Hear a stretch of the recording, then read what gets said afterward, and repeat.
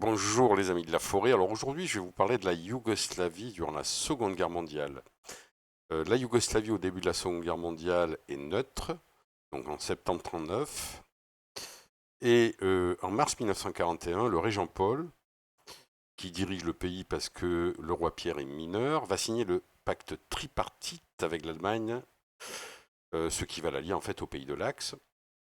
Ça va beaucoup déplaire à l'armée yougoslave qui va le renverser le 27 mars 1941. Hitler va rentrer dans une rage folle et va décider d'envahir la Yougoslavie, puis après envahir la Grèce pour aider son allié italien. Et le 6 avril, les Allemands attaquent la Yougoslavie. C'est l'opération Châtiment. Et Belgrade va être bombardée un peu gratuitement, puisque en fait la Yougoslavie va tomber en une semaine, tout simplement parce que l'armée yougoslave ne pouvait pas résister à l'armée allemande et à l'armée italienne.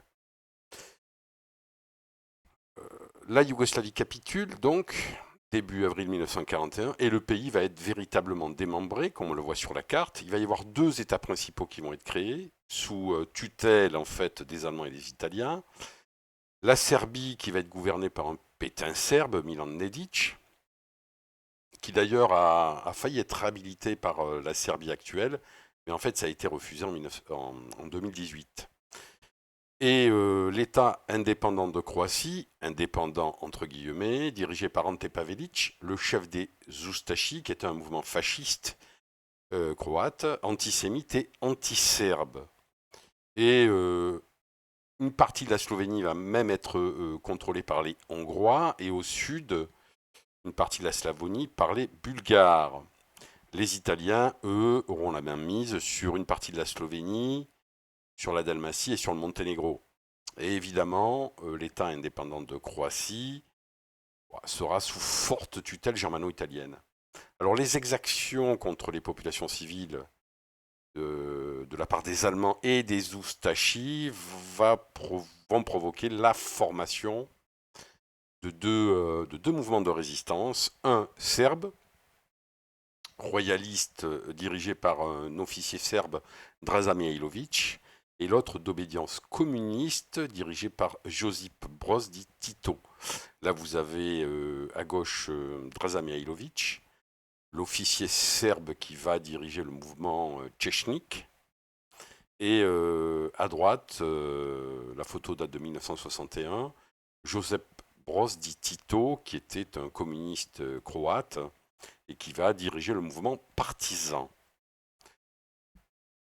Alors, dès juillet 1941, les partisans de Tito, le communiste, vont organiser des soulèvements en Serbie, tout simplement parce que en juin 1941, l'URSS a été attaquée par les Allemands et que d'une certaine manière, les partisans communistes veulent fixer le plus de troupes allemandes en Yougoslavie pour venir en aide indirectement à l'URSS.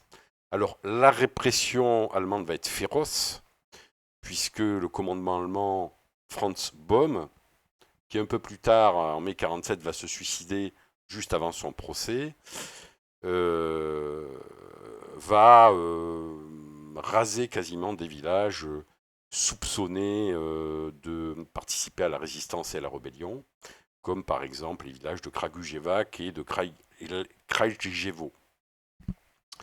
Le symbole de cette résistance fut incarné par un célèbre résistant dont on prit la photo juste avant son exécution. Il se nommait Stefan Filipovic et il fut pendu le 22 mai 1942.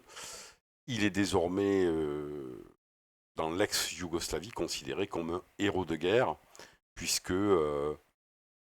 très tôt il a combattu en fait les nazis. Fin 1942, les services secrets alliés vont faire croire aux Allemands qu'un débarquement allié va avoir lieu ou dans les Balkans ou en Grèce. Je vous rappelle qu'en novembre 1942, les Alliés avaient débarqué en Afrique du Nord, opération Torche. Et ce plan d'intoxication va atteindre son sommet avec, en avril 1943, l'opération Mincemeat. Je vous renvoie à cette opération sur Wikipédia qui fut montée par les Anglais pour faire croire en fait que les Alliés allaient débarquer dans les Balkans. Hitler va le croire et il va demander alors à ses militaires d'écraser la résistance yougoslave. Et c'est pour ça que les grandes opérations antipartisans vont commencer en janvier 1943. Ce sera d'abord l'opération Vollweis, qui va mobiliser à peu près 90 000 soldats, dont 10 000 tchétchniks, c'est-à-dire des résistants entre guillemets yougoslaves, qui étaient commandés par Draza Mihailović. Mais en fait, il s'avère que Mihailović était à la limite plus anticommuniste qu'anti-allemand, et qu'il préparait déjà la future guerre civile qui allait opposer en fait les communistes et les royalistes. Et des seigneurs de la guerre locaux, en fait, qui étaient pour Mihailović, ont collaboré en fait avec les forces de l'Axe pour tuer en fait du communiste. C'est pour ça qu'en 1943, le mouvement de Mihailović, progressivement, va être délaissé par les Anglais, qui vont plutôt aider Tito, qui lui résistait véritablement aux armées germano-italiennes. Alors cette opération Vollweis, elle mobilisait surtout, en fait, plus de la moitié des troupes italiennes, qui étaient des divisions d'infanterie mal équipées et mal entraînées, quelques divisions allemandes, mais qui étaient des divisions de troisième ordre, si je puis dire. Il y a la légende comme quoi la résistance yougoslave a mobilisé entre 12 et 20 divisions de la Wehrmacht. C'est pas tout à fait vrai, ça relève plutôt de la légende, ce qui minore pas évidemment la résistance yougoslave, mais globalement, dans les opérations antipartisans, il y avait toujours un petit peu les mêmes unités en Yougoslavie. Il y avait la 7e division de montagne Prince-Eugen, qui relevait de la Waffen-SS. Il y avait la 309e division d'infanterie croate, surnommée la division du diable à cause des exactions qu'elle pratiquait sur les civils, notamment les civils serbes.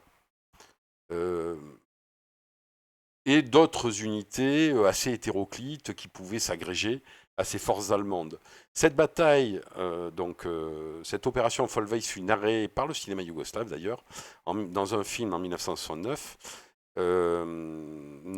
titré La bataille de la Neretva, qui était une rivière où eut lieu des combats. Il y a eu un film notamment avec Yul Brynner.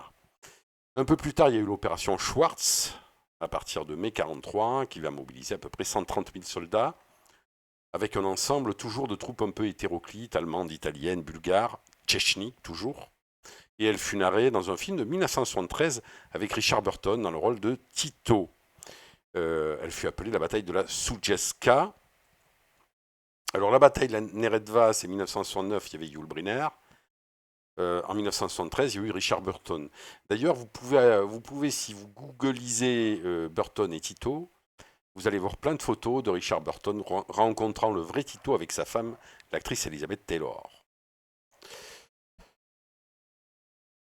Alors, lors de la sortie de l'Italie de la guerre, le 8 mai 1943, les partisans vont s'approprier des stocks d'armement italiens, en Dalmatie ou Monténégro, augmentant évidemment leur pouvoir de nuisance. Et les Allemands, eux, vont continuer leurs actions anti-partisans. Ils vont identifier le chef des partisans, Tito, qui était inconnu jusqu'en 1943, et ils vont monter une opération pour l'éliminer.